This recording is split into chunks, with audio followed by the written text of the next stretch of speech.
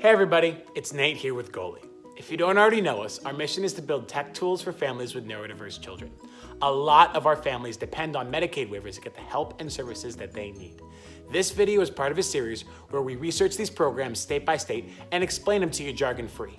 Our goal is to help families like yours navigate this difficult process and get the help and coverage that you need.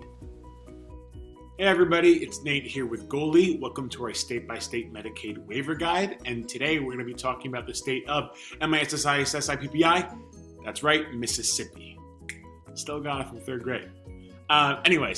So currently let's talk about where I am right now. So I'm on Goalie's forum page. To get here, you're going to go to forum.goalie.co and you'll find a webpage that looks just like this. On this forum, we talk about all kinds of things. There's general schooling advice, some parenting and life advice, some Goalie tips and questions, some tech support. But today, we're going to be talking about the government waiver section, and specifically, government waivers in MISSISSIPPI, Mississippi. All right.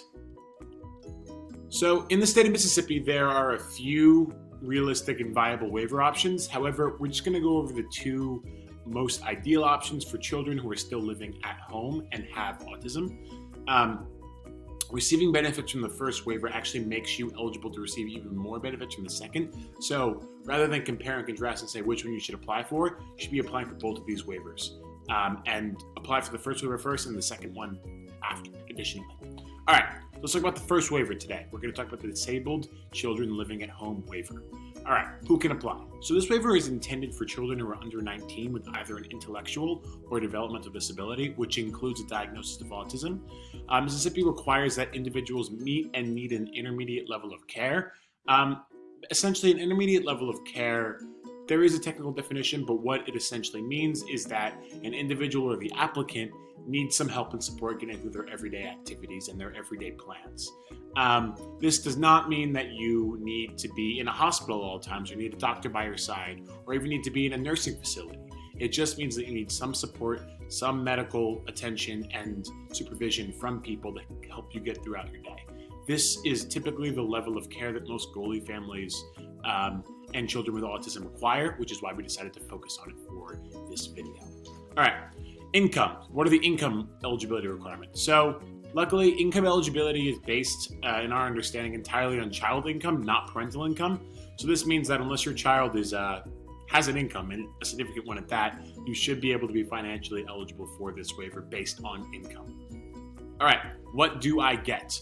So this program essentially allows kids whose families wouldn't normally be able to qualify for Medicaid to receive Medicaid services. So general Medicaid coverage is just expanded with this waiver program. So there's not a step-by-step list of what's covered. It just expands Medicaid coverage to at-home costs and at-home coverage. So things like general doctor's appointments and certain therapies can be covered through traditional Medicaid services for families who have a little bit higher incomes, as the income is based entirely on child's waivers.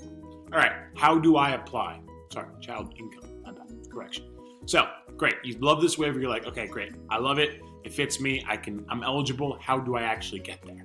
So, what you're going to do is first you should check out the informational page. We have that hyperlinked right here. There's a list of numbers by county that you can call for more additional information.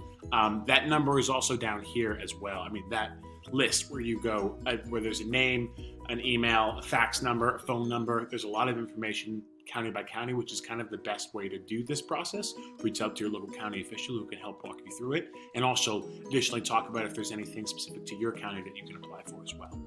However, at some point after you talk to somebody and check out the informational page, you're going to need to actually submit the age, blind, and disabled Medicaid form. That is hyperlinked right here. If you want to click on that, that is a direct link that reviews the application.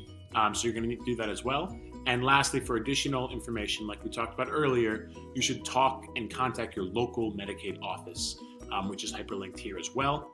Detailed list of a bunch of numbers, emails, names. Helpful, good people to talk to and get more information. All right, let's talk about the second waiver that we're going to be focusing on today, the intellectual disabilities/developmental disabilities waiver. So who is eligible to apply? So Mississippi states that any children who have the following services are eligible to apply for this waiver specifically.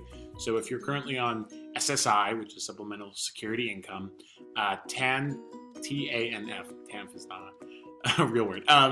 That's temporary assistance for needy families.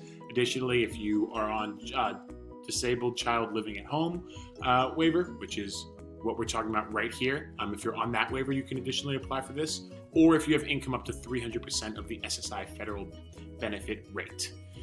Okay, now this is a bunch of different services that you can add on. So if you're already currently on the disabled child living at home waiver, which we talked about earlier, you can get this list of additional services, which not only expands Medicaid coverage to at home, but adds a bunch of things that are covered as well. The list is on our forum, or you can pause the video and look right here. All right, so how do you actually apply for this waiver? Once you're already on the first waiver and are trying to expand your coverage. So the process is to contact mental health, Mississippi Mental Health, at 877-210-8513. Call that number and talk to them about your specific situation. They'll be able to help talk to you and walk you through it and help you get on this additional waiver to get expanded coverage. All right, so now on to what we think. What does the Goldie team actually think about Mississippi's waiver process? So Mississippi actually has pretty organized, smart, and efficient waivers for families with disabilities. They have options for families with higher incomes to receive Medicaid services that just expands it, and also more intensive services for families that need them and may be more financially needy. There is a waitlist for the intellectual disability/developmental disabilities waiver, but it's only a few months, and I know that sounds like a very long time for people who need these services now, but compared to a lot of other states, months is good because a lot of these states are in years, multiple. So it's not perfect, but it is definitely better than it could be. All right, so now let's go to our Goldie waiver scorecard. So we're going to rate Mississippi on 3 different categories. The first is website clarity and ease of navigation. We gave that a 4 out of 5. Again, their information was fairly clear and fairly present. Helpful, good score. In terms of access and requirements of qualification, we gave that a 3 out of 5 because although we talked about them only having a wait list that was a couple of months, any wait list is still a problem and is something that we think needs to be either increase funding for the program or make additional waivers so there's no wait lists, because these families, as we know, you need coverage right now. You don't have the time to just wait for 6 or 7 months to get the services that you need right now.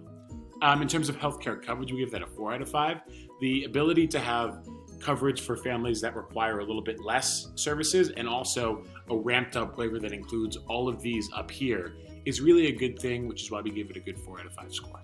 So we did hope you found this video helpful, but we also know that there's a ton of great resources already out there. We decided to add a hyperlinks of 3 different websites that you should check out that can really help you along with this process and just navigating the Mississippi waiver process in general. Additionally, if you want to call the Division of Medicaid at 1-800-421-2408, that's another helpful resource that can help talk to you.